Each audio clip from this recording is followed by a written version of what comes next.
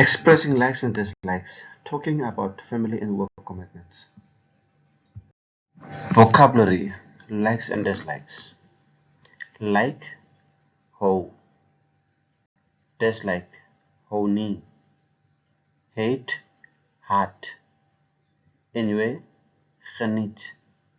Want, wil.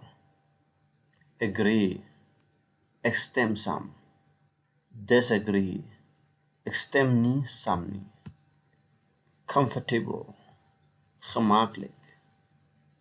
Fun, pret. Hobby, stokpertjies. Most, meeste. Least, minste. Useful phrases, likes, dislikes. Would you like to? Wil jy graag? Have you tried? Het jy probeer? What do you fancy? Wat is jy lus vir? Yes please. Ja asseblief. No thanks. Nee dankie. I don't like spicy food.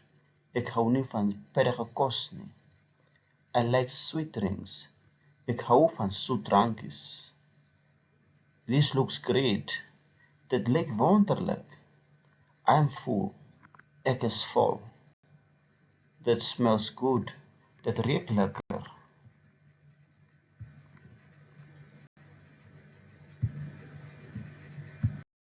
Vocabulary, family and work. Parents, ouers. Grandparents, grootouers. Siblings, broers and sisters. Aunt and uncle, tannie and oom. Cousins, neefs. Stepparents, stiefouers. Half siblings, half broer en half sister. Employed, in diens. Unemployed, werkloos. Retired, afgetree. Youth, jeug. Useful phrases, family and work. Who are they? Wie is hulle? Can I ask you about your family? Kan ek jou oor jou familie vra? I'm the first, the second child of the family. Ek is die eerste, die tweede kind van my familie. My parents work as. My ouers werk as. I am an only child.